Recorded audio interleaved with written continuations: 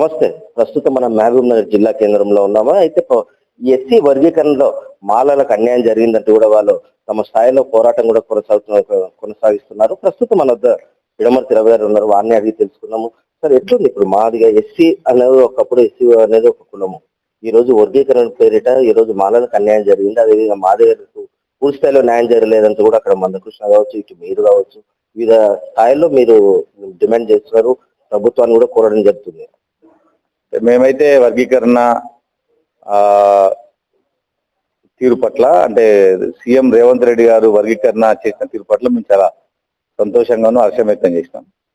ఎందుకంటే మా డిమాండ్ 1994 నుంచి ఇప్పటివరకు 7% ఉండే.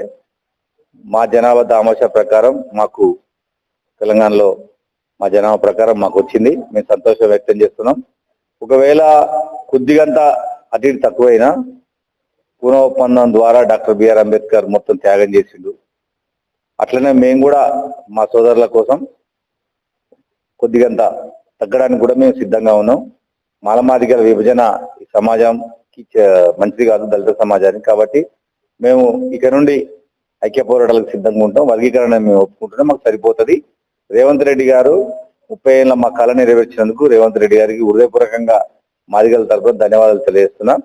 ఎవరైతే ఇంకా వర్గీకరణ అంటుండ్రో ఈ సమాజాన్ని చీల్చడానికి, దళిత సమాజాన్ని చీల్చడానికి, వ్యక్తిగత ప్రయోజనాలకు నెరవేర్చుకోవడం కోసమని కేవలం బీజేపీ పార్టీకి మాదిగలను తాకట్టు పెట్టడానికి ప్రయత్నం తప్ప ఇంకా వర్గీకరణ ఉద్యమంలో అర్థం లేదు. ఎందుకంటే అవసరం మేము చెప్తున్నాం, వారి కోసం కొద్దిగా తక్కువ, వాళ్ళకు 5 వచ్చింది, 5%. ఒక మహబూబ్నగర్ జిల్లాలు తప్ప మాలలు ఎక్కడ కూడా 5% లేరు. మహబూబ్ జిల్లాలనే వాళ్ళు చాలా తక్కువ జనాభా ఉంటారు. మిగతా చోట్ల నిజామాబాద్, ఆదిలాబాద్ లో 5% ఉన్నారు, మిగతా చోట్ల ఎక్కడ లేదు.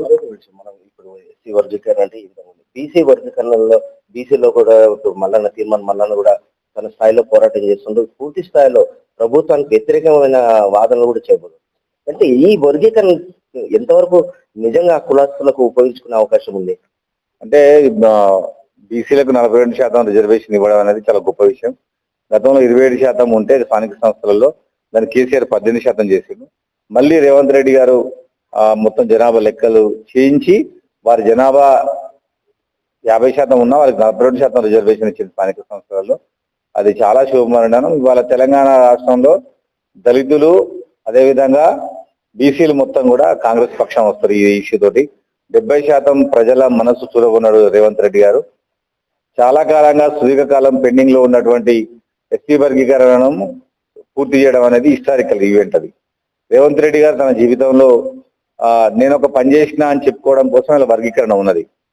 గతంలో కేసీఆర్ ని తెలంగాణ తెచ్చినా అని ఎట్లా చెప్పుకుంటుండో ఇవాళ రేవంత్ రెడ్డి గారు వర్గీకరణ చేసి అసెంబ్లీలో తీర్మానం చేసి మాదిగలకు ఒక గొప్ప కానుక ఇచ్చినటువంటి నేత రేవంత్ రెడ్డి గారు. మరి ఇవాళ కొంతమంది చేస్తున్నటువంటి డిమాండ్ ప్రకారం అది 10-11 పోవాలంటే జనాభా లెక్కలు జరిగినాక మా జనాభా పెరిగింది 18% వరకు వచ్చినప్పుడు మాకు ఖచ్చితంగా వచ్చే కేంద్ర కులగణన ద్వారా మాకు 11 వరకు రిజర్వేషన్ వచ్చే అవకాశం ఉన్నది. ఇప్పుడు 11% డిమాండ్ చేస్తున్న వాళ్ళ డిమాండ్లు అర్ధరహితం. ఎందుకంటే వాళ్ళు కేంద్ర ప్రభుత్వంతో అంటగాగి కేంద్ర ప్రభుత్వం దగ్గర చట్టం చేసుకోకుండా, కేంద్ర ప్రభుత్వం నడకుండా రాష్ట్రంలో వర్గీకరణ చేసినటువంటి రేవంత్ రెడ్డి గారికి శుభాకాంక్షలు చెప్పకుండా, రాష్ట్రంలో మాదిగలకు కనీసం విజయంలో పగసుకోకుండా, మాదిగలకు సంతోషంగా సంబరాలు చేసుకోకుండా అడ్డుపులు వేసిండ్రు. ఇది సరియని కదని చెప్తా ఉన్నా. ఇప్పటికైనా రేవంత్ రెడ్డి గారికి మాదిగ జాతి తరఫున మేము కృతజ్ఞతలు తెలియజేస్తున్నాం. ఎప్పటికి కూడా మాదిగ జాతి లంబాడీలు ఎట్లయితే కాంగ్రెస్ పార్టీతో ఉంటారో మాదిగలు కూడా కాంగ్రెస్ పార్టీతో అట్లే ఉంటారు. ప్రస్తుతం తెలంగాణ వ్యాప్తంగా కావచ్చు, మహబూబ్ నగర్ జిల్లాలో ఒక హాట్ టాపిక్ నడుస్తుంది గత వారం రోజులుగా. ఎందుకంటే పొంగులేటికి సంబంధించిన అనుచరులు మొత్తము తెలంగాణ వ్యాప్తంగా కూడా ఏదైతే షేర్స్ రావాలనో వాళ్ళకి ఏదైతే వచ్చేటి ఉంటాయో, ఏదైతే ప్రభుత్వ పరంగా కొనసాగిన పర్సంటేజ్లు వచ్చేట్టుగా మొత్తం తెలంగాణ పొంగులేటి మనుషులే మొత్తం తిరిగి వసూలు చేయడం జరుగుతుంది. ఇక్కడ ఉన్న శాసనసభ్యులకు ఎవరికి కూడా అవి చిక్కడం లేదు అనే ఒక అసంతృప్తితో పాటు కొన్ని వాళ్ళకి కావాల్సిన నియోజకవర్గాల్లో వాళ్ళ పనులు కావడం లేదు, ఇతర పార్టీలకు సంబంధించిన నేతలకు పనులు అవుతున్నాయని కూడా ఉంది. ఎందుకంటే మీరు పొంగులేటి అనుచరులు కాబట్టి నేను ఈ ప్రశ్న నిజానికి పొంగులేటి క్యారెక్టర్ కాదు, అందరికీ సాయం చేసే వ్యక్తి ఆయన. వీళ్ళు బహుశా ఎమ్మెల్యేలు మరి అడిగిన విషయం ఏందో మనకు ఐడియా లేదు. పొంగులేటి గారు ఈ రాష్ట్రంలో ఉన్నటువంటి ఎమ్మెల్యేలందరికీ సాయం చేసే వ్యక్తి.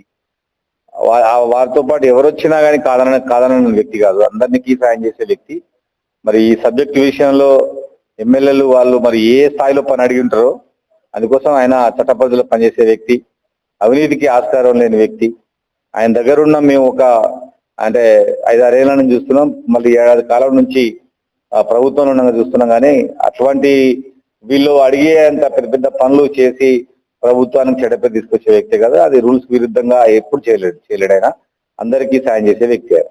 అంటే శాఖలు కూడా మారే అవకాశం ఉంది పొంగులేటి గారిది, ప్లస్ ఇంకొక బట్టి గారిది కూడా మా శాఖలు మారే అవకాశం ఉన్నట్టు కూడా చర్చ జరిగింది గత 2 రోజులుగా. శాఖలు మారవు, మంత్రులు మారవు. జూపల్లి కృష్ణారావు గారు, పొంగులేటి శ్రీనివాసరెడ్డి గారు ఈ కాంగ్రెస్ పార్టీకి రావడం వల్ల కాంగ్రెస్ పార్టీ తెలంగాణలోకి అధికారం వచ్చిందని నేను నమ్ముతా ఉన్నా. వారిద్దరు కూడా వచ్చే ఎన్నికల వరకు ఖచ్చితంగా ఉంటారు. వారి నాయకత్వంలోనే ఎన్నికలు పోతాం. మా ముఖ్యమంత్రి అభ్యర్థి రేవంత్ రెడ్డి గారు. ఇంకోటి, మీరు జేఏసీ ఆధ్వర్యంలో నుంచి మీరు ఇక్కడ ఉద్యమ నేతగా టీఆర్ఎస్ లోకి వచ్చిన, అదే ఇప్పుడు డైరెక్ట్ పొంగులేటి ద్వారా కాంగ్రెస్ లో కావాలి. మీకు ఏదైతే ఉద్యమ నేతలు నాయకున్నారో వాళ్ళందరికీ ప్రభుత్వం గుర్తించి వాళ్ళకి కావాల్సిన స్థలాలు కావచ్చు ఇవన్నీ దానిపైన మీరు ఎంతవరకు కృషి చేస్తున్నారు? మేము ముందు నుంచి చెప్తున్నాం, కాంగ్రెస్ పార్టీ ఉద్యమకారులను గుర్తించింది. ఉద్యమకారులకు 250 గజం స్థలం ఇస్తామంటుంది, ఇస్తానని మేనిఫెస్టోలో పెట్టింది. ఇప్పటి వరకు అన్ని కార్యక్రమాలు చేసుకుంటూ వచ్చిందో మాది ఉంది. నెక్స్ట్ మాదే ఉద్యమకారులకు 250 గజం స్థలం రావాలనే పెద్ద ఎత్తున ముఖ్యమంత్రి గారికి వినతి చేస్తాము. ఖచ్చితంగా ముఖ్యమంత్రి గారు గతంలో మాకు ఇచ్చిన హామీని నెరవేరుస్తారని కూడా అనుకుంటా ఉన్నాం. మరి దానికోసం అని మేము కూడా తెలంగాణలో ఉన్నటువంటి ఉద్యమకారులందరినీ కూడా కలిసి ఏకం చేసి 250 గజం స్థలం సాధిస్తాం. పార్టీలకు ఖచ్చితంగా ఉద్యమకారులకు ఏ పార్టీలు ఉన్నా ఏం లేదు, కేసీఆర్ కూడా 250 గజాల స్థలం ఏమంటున్నాం మేము. కాబట్టి అందరికీ న్యాయంగా ఎవరైతే ఉద్యమకారులు ఉన్నో వాళ్ళందరికీ కూడా 250 గజాల స్థలం ఇవ్వాలని కోరుకుంటున్నాం. ఇది శ్రీనివాసరెడ్డి యొక్క మనోభావాలు.